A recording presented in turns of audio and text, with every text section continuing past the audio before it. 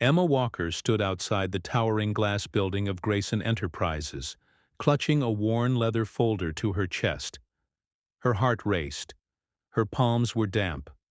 Her outfit, clean but plainly stitched, had come from a thrift store in her small, farming town.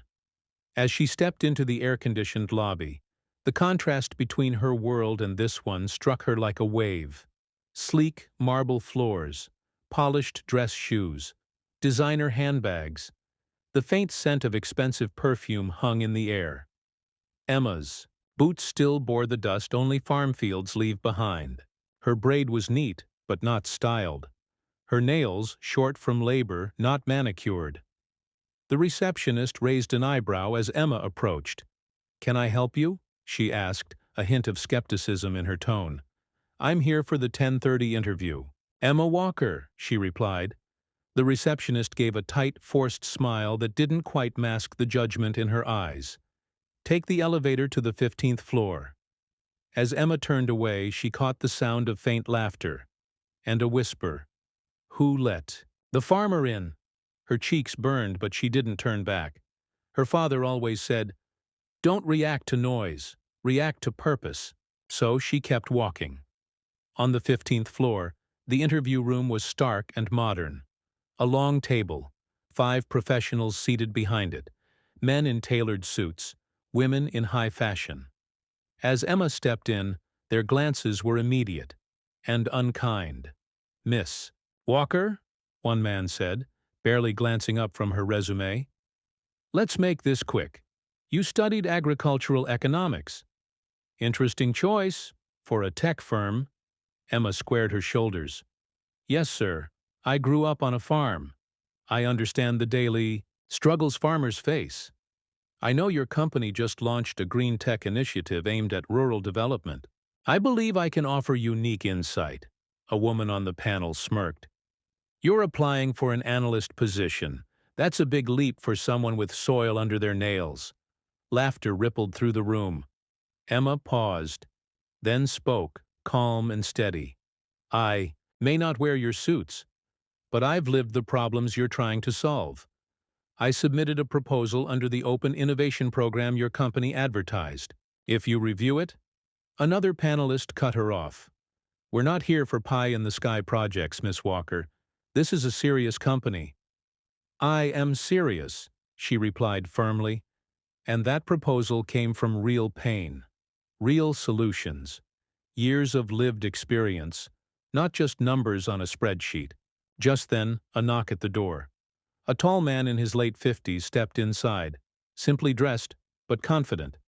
The energy in the room shifted. Everyone stood. Emma stayed seated, unsure. The man looked directly at her. "Emma Walker?" he said, voice calm and warm. "I've been looking forward to meeting you."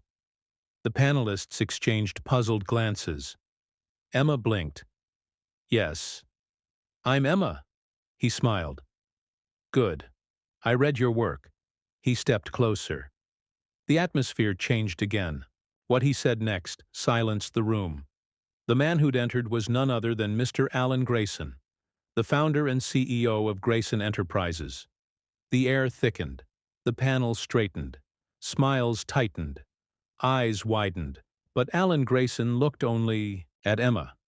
"Sorry to interrupt," he said politely to the panel, "but I needed to meet Miss Walker in person." Emma rose slowly, clutching her folder. "Me, sir?" He nodded. "Yes. You're the mind behind the Harvest Future proposal. I read it twice last night. Your vision for sustainable tech in rural America is bold, and exactly what this company needs." Murmurs rose behind the table. One panelist looked stunned. "Wait, she submitted that proposal?" Alan turned to the panel, his tone sharpening. "Yes, under the Open Innovation Challenge we posted months ago, one we apparently didn't take seriously enough."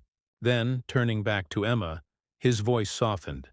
"Your proposal didn't just win the challenge, it secured unanimous board approval this morning. We're launching a new division to lead this effort, and we need someone who understands both the ground and the grid." Emma blinked. I thought I was just here for an entry-level position.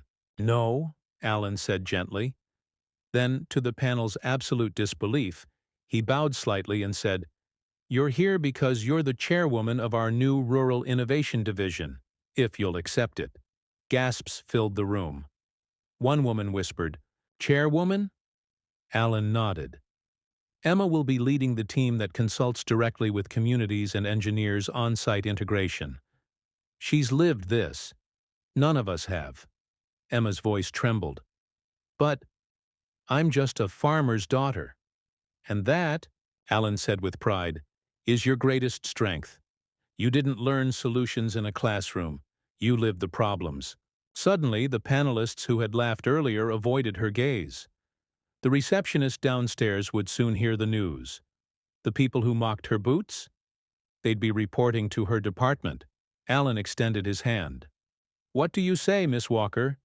Emma glanced down at her father's old folder, then back up at the outstretched hand of the CEO. "I say, yes." She shook it, with quiet pride. Outside the interview room, staff had gathered, watching as Emma walked out, not as the unsure candidate, but as a leader with purpose. A janitor who'd seen her arrive smiled, tipped his cap, told them not to judge that girl.